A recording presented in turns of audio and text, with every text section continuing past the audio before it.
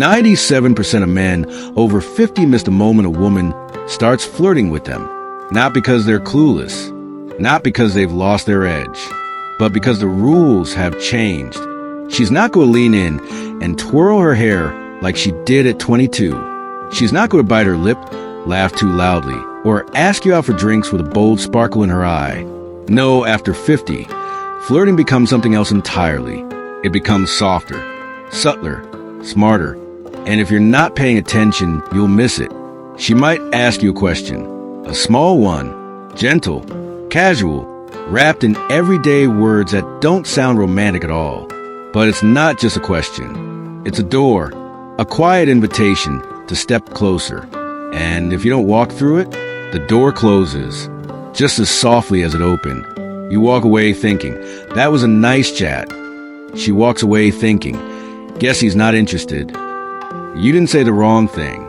You just didn't say the right thing. Because you didn't know what she was really asking. This video is about those moments. The ones that don't come with neon signs and obvious signals. The ones that show up as offhand comments, sideways glances, and playful little probes. When a woman wants to know if she can trust you with a little piece of her vulnerability without falling in first. In the next few minutes, I'm going to walk you through 8 subtle questions women ask when they're interested, but cautious, because they've lived long enough to be careful with their hearts. You'll learn what she's really asking, why it matters, and most importantly, how to respond in a way that shows you're still in the game. Not desperate, not chasing, just grounded, present, and quietly magnetic. Because here's the real truth. After 50, most men don't need to try harder. They just need to notice more. And once you do, you'll start to see warmth where you used to see small talk. Curiosity where you thought there was just politeness. And yes, attraction. Real mutual grown-up attraction. The kind you thought was behind you. Let's begin. How old are you really? It sounds playful, innocent, maybe even flirty. But when a woman leans in, locks eyes, and says, how old are you really? She's not asking for a number. She already knows you're not 30. This isn't a math quiz. It's a mirror.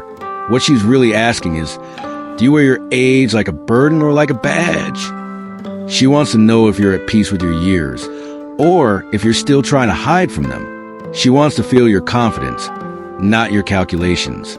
If you dodge the question with a joke, flinch, or mumble something about being too old, she might smile politely, but inside, something shifts. Because she's not looking for youth. She's looking for presence. For a man who's not apologizing for his timeline, but honoring it. So next time she asks, say it with ease. Try. Old enough to know what matters. Young enough to still enjoy the ride. Or even better with a slow grin. You want my age or my attitude? Because if she's asking, she's already thinking maybe. And your answer will tell her whether that door stays open. Why aren't you married? It sounds personal. Maybe even a little blunt. But when she tilts her head, softens her voice, and asks, why aren't you married? She's not digging through your past for drama. She's checking for space. Emotional space. What she really wants to know is there room in your life for someone like me? Some men answer with too much. A flood of old stories, regrets, divorces. Others deflect with humor or bitterness. Tried it once, never again. But what she hears in both is, I'm not ready, I'm not open. What she needs to hear is something simple, grounded, honest. Try this. Life kept me busy, but I've got space now for something that matters. Or, I guess I just haven't met the right woman until maybe now. Because when she asks, she's not just curious. She's testing the waters, seeing if she can imagine herself fitting into your story. And your answer will either draw her in or quietly close a chapter before it begins. Do you date younger women? This one usually comes with a smirk, maybe tossed out playfully in the middle of a conversation. But beneath the joke, there's real curiosity and real risk. Because when she asks, do you date younger women? She's not really asking about your past. She's asking if you see her as a possibility, if she even stands a chance.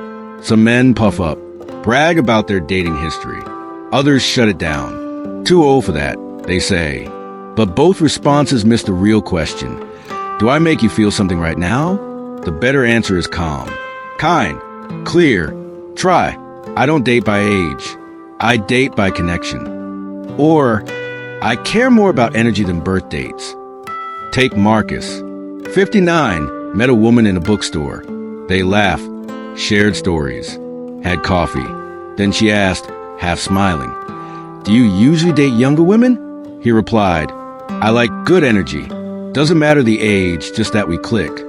She leaned in after that, not because he said the right thing, but because he made her feel seen, not judged, not compared, just appreciated, as she was in that moment, because at this age, attraction isn't about flashy lines. It's about receptivity, the quiet permission to explore a connection without shame. And when you respond with that kind of presence, she won't forget it. What kind of woman do you usually go for?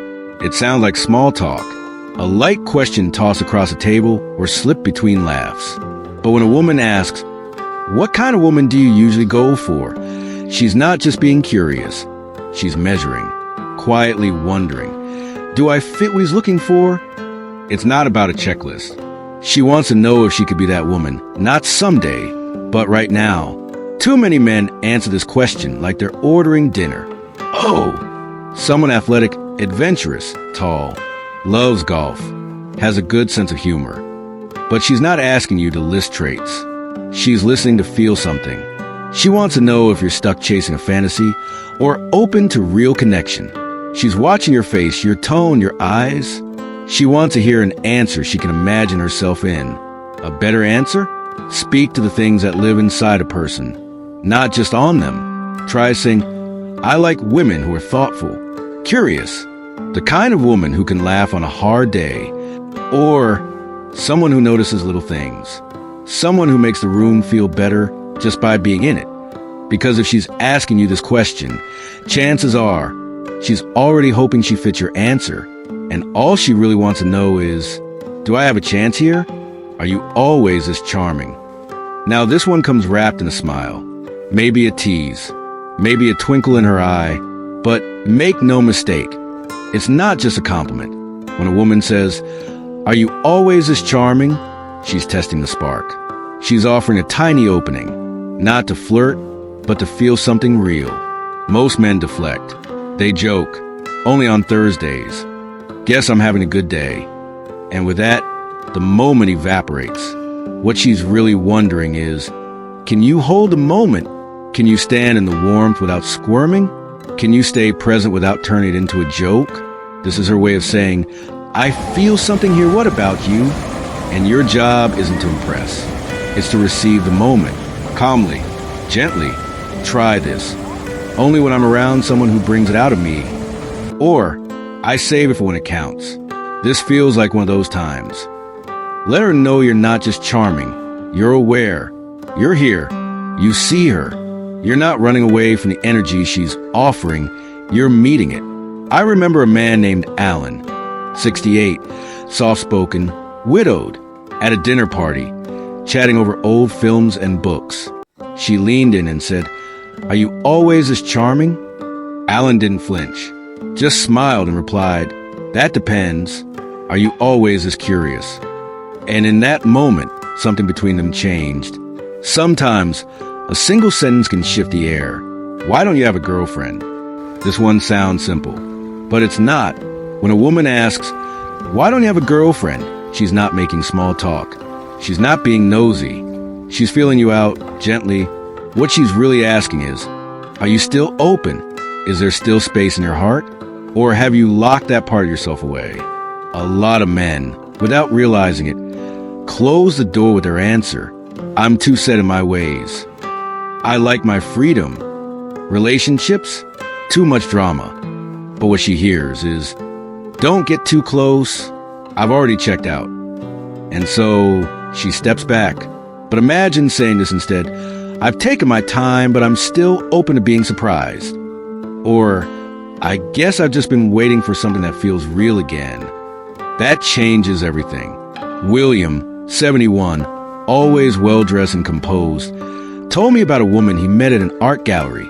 They were standing near a painting when she asked softly, "Why don't you have a girlfriend?" He looked her in the eye and said, "Because I've been learning how to be a better man. Now I'm ready for a better kind of love." She didn't look away the rest of the night, because when your answer holds longing and self-respect, she sees possibility. Would you ever date someone like me? This is the moment that matters. It's quiet, brave, wrapped in a smile or a laugh. But underneath, there's real vulnerability. When a woman asks, "Would you ever date someone like me?" she's not being playful. She's not fishing for compliments. She's putting her heart gently in your hands and saying, "Do I still matter to someone like you?" And this is where most men freeze. They panic. They try to keep it safe. Maybe, I don't know. Or worst of all, they change the subject. And in doing so, they miss everything. But when you slow down, when you look her in the eyes, when you speak from something honest, everything changes. Try this. "I'd be lucky if I could." Or, "I think I'd be a fool not to." And then say nothing. Just let it land. Charlie, 66, a quiet ex-military man, told me this story. He was walking with a woman under a fading sky, hands brushing as they talked. And then she asked, "Would you ever date someone like me?" He stopped, looked at her, and said, "I already am." She took his hand, and they kept walking. No more words needed. Because when a woman asks this question, she's not just wondering about attraction. She's wondering about hope, about being seen, about being chosen still. And if you can give her presence, not performance, truth, not tactics, you won't just answer the question. You'll make her feel something she thought she'd lost. And that is how connection begins. The signals that speak without words. Not every question a woman asks comes in words.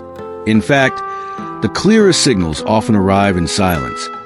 In a glance, a pause, a subtle shift in posture. Mature women especially, they speak volumes without ever saying a thing.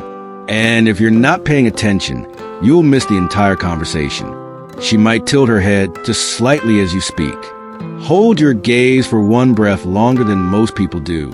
Laugh, not because you told a joke, but because something about you simply made her feel. Those aren't coincidences. They're quiet invitations. Then there are the physical cues. The gentle touch on your forearm as she makes a point, standing just a little closer than necessary, mirroring your movements without even thinking. She crosses her legs when you do. She leans in when you lean forward. These aren't habits. They're signals. Subtle, brave signals.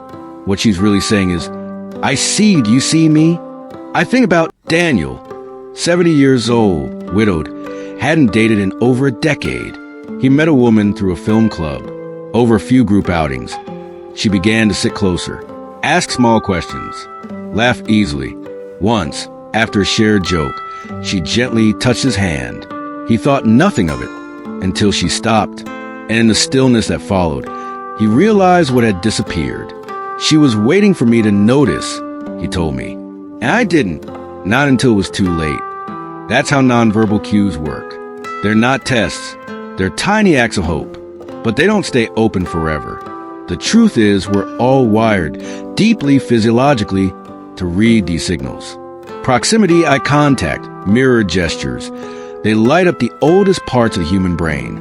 But after heartbreak, after loss, after years of surviving, instead of connecting, we start to doubt what we see.